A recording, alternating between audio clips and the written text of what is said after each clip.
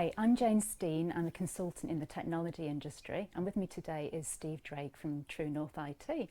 So Steve, can you briefly introduce yourself and explain the work you do with True North? Yes, thank you, Jane. So I'm Steve Drake. I'm a Director of Technology at True North. I basically help customers get the most out of their investment in Microsoft technology and help them along their digital transformation journey. Brilliant. So today's topic is about Copilot and how well it can work if you get it right, particularly with respect to using the right data. So we know there's many uses for Copilot within Power Platform, Dynamics 365 and portals, and that's where we're going to focus today. But first, just for those who might be new to the topic, could you just explain a bit more about what those products are? Yeah, so Dynamics 365 is a collection of business intelligence applications. There's a sales module, there's customer engagement module, there's incident management module, and then we've also got Power Platform, which we've got Power BI in there to help you analyse your data. We've got Microsoft Flow in there for workflows. So it's a collection of applications, basically, D365. Okay. And then just thinking about the data aspect of things, before we dive deeper into data, why is good data so critical in making AI and Copilot work? Yeah, so when Microsoft developed the applications that sit inside D365, they developed them with an expectation of how they're going to be used.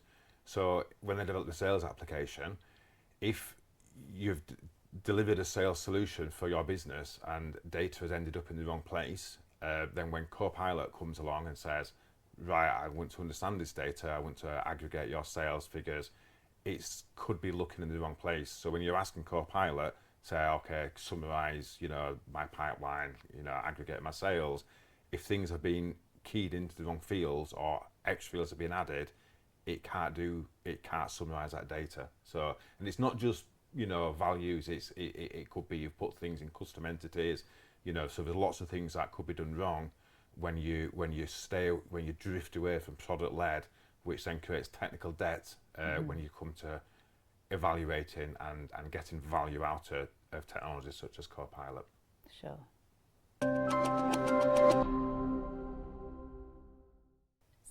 So let's have a look at some examples in the real world where data has helped or hindered Copilot. If you could just give me a couple of examples. Yeah, sure, yeah. So first, when we talk about data and Copilot, Copilot doesn't kind of absorb all your data in your business and train its model. When Copilot's first introduced, people believed that's how it worked, that's what it did, but it doesn't. Copilot's been trained and it's a large language model, so it understands language, and then it can access your data to understand and present your data back to the customer. So it can present sales information back, it can summarize a case or summarize a quotation.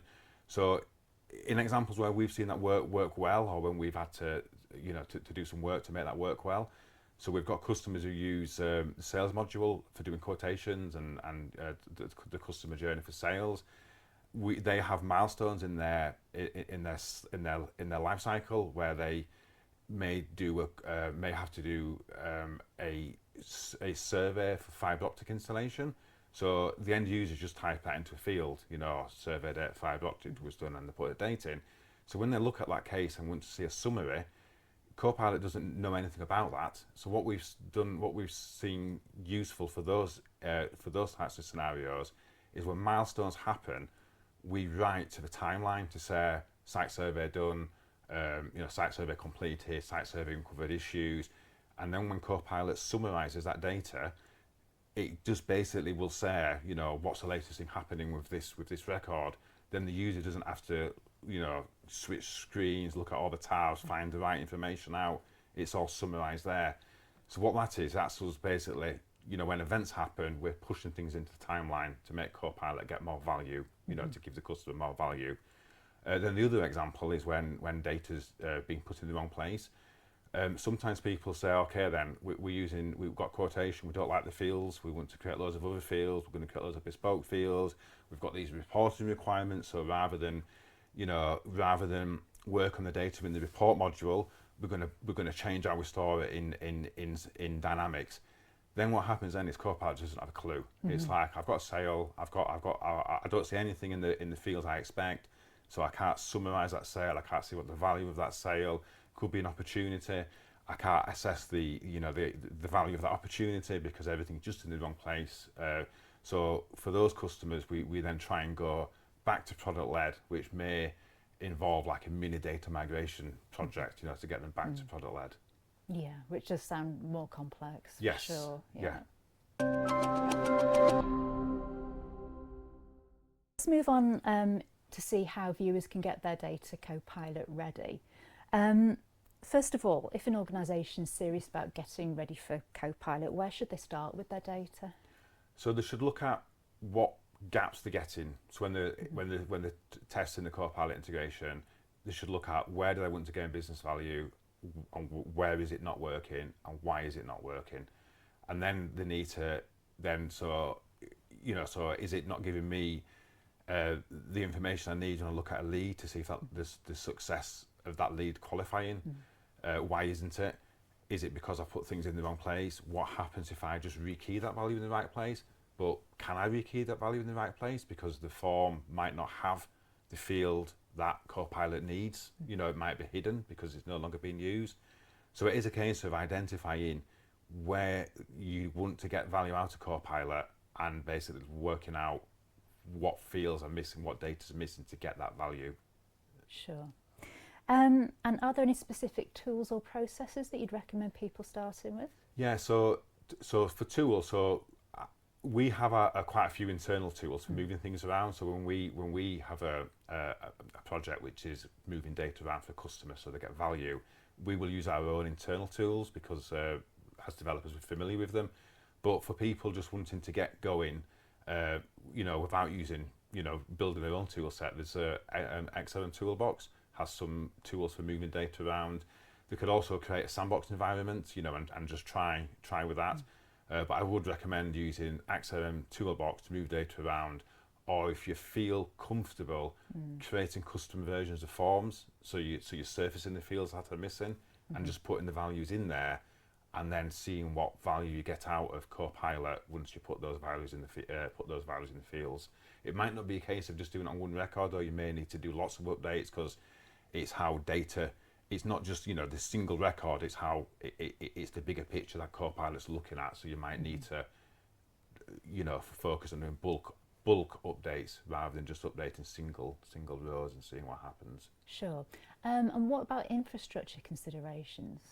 So infrastructure considerations. So obviously this technology is all cloud based. So if you want to get more value out of other products that you use, to run your business, basically, my advice would always be, if you look on Power Platform, look at the Power Platform connectors. Is the connector available for the product you're using? If there is, then it means that as Microsoft push out Copilot more, then your product that you use will integrate into it without too much effort, because it just becomes part of the Power Platform ecosystem. If your product doesn't have a connector, then I would reach out to the vendor. Is it on their roadmap?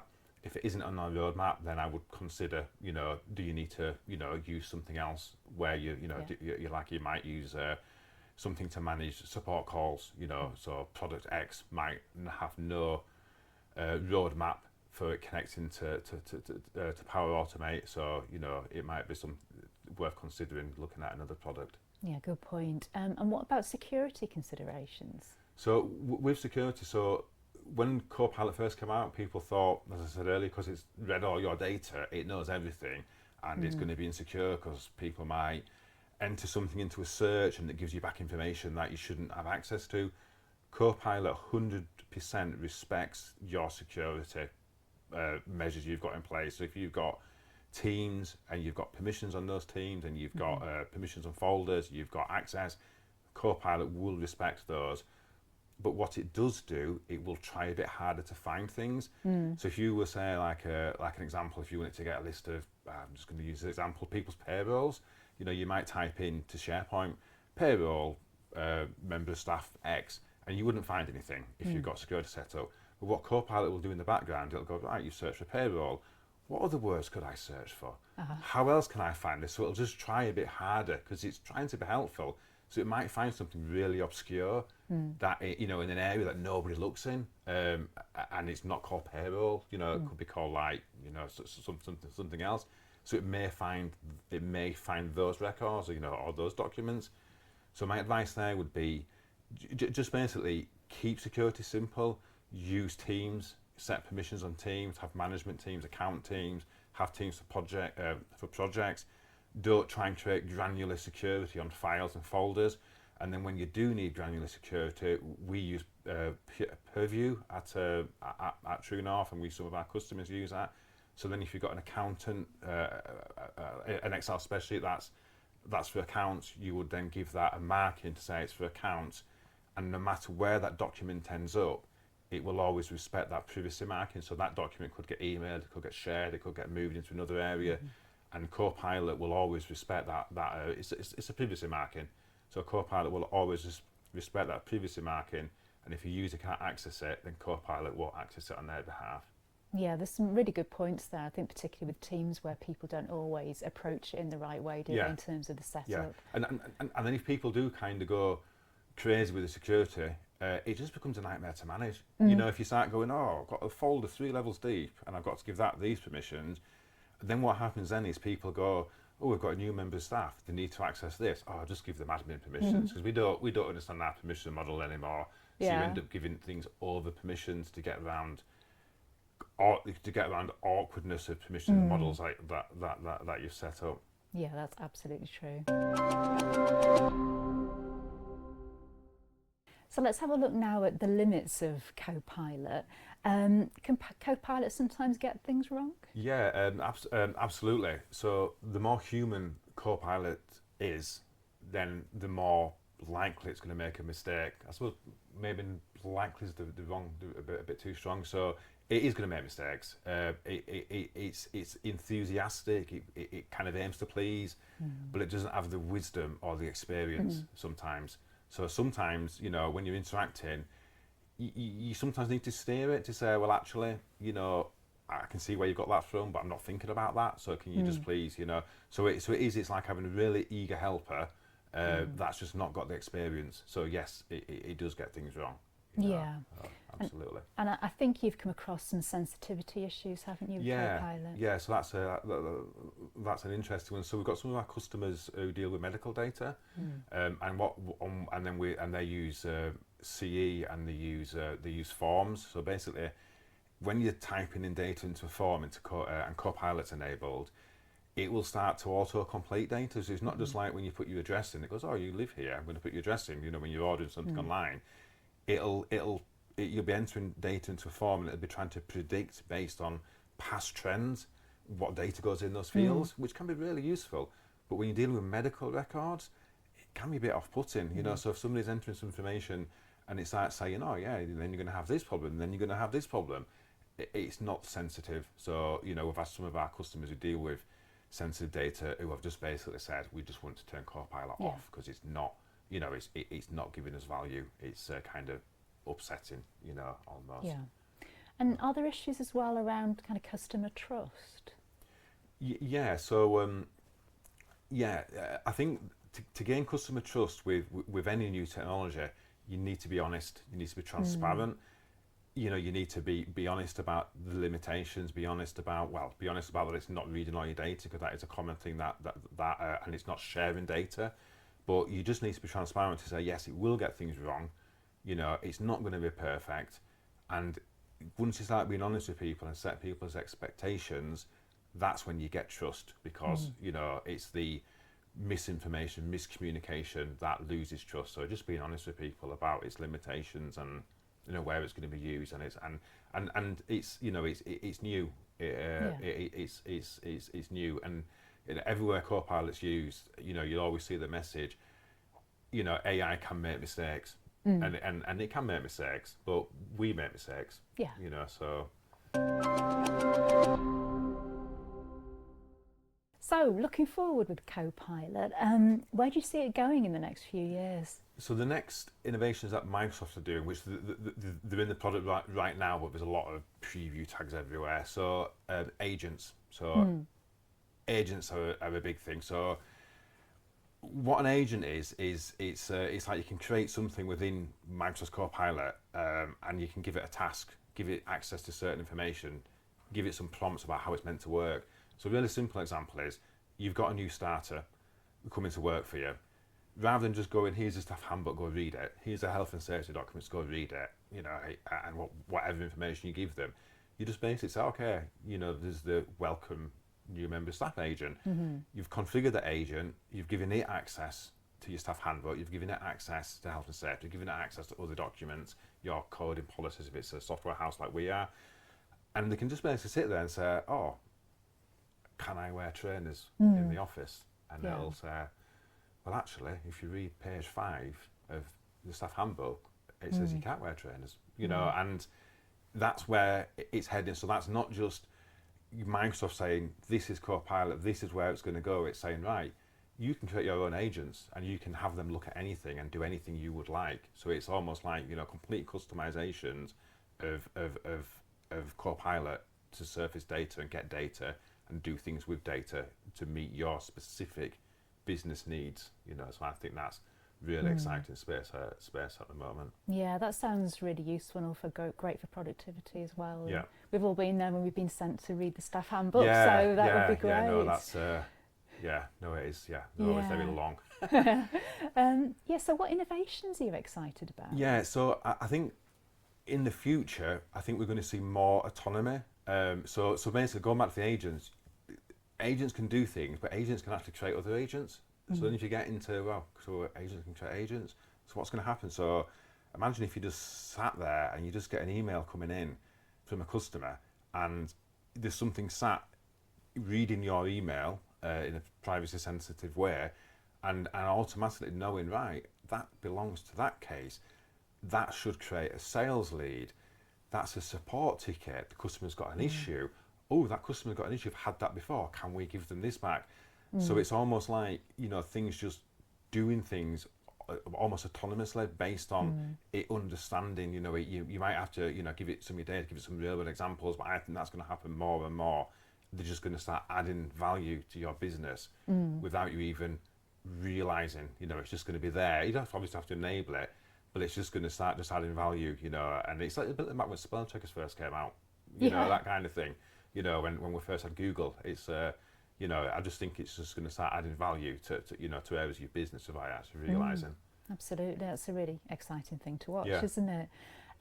We talked before a little bit about AI and portals. Could you just expand on that a bit? Yeah, so we do, so at True North, we our deliveries normally consist of a portal. So you've got your CE system, you've got your forms, you've got your business data. There's often a portal where customers need to interact. So for our internal CE, we use CE to manage our support desk. Yeah.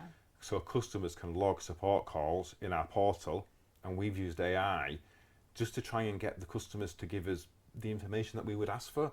So one really good example is we'll often get a customer send us a screenshot of an error, and the error will say, something's gone wrong, please press here for more details. We just get a screenshot, nobody presses the button. So if they log that through our customer incident portal, they just basically upload the image or they paste it in and they click, you know, log case. AI will analyse that and it will say, did you press the button?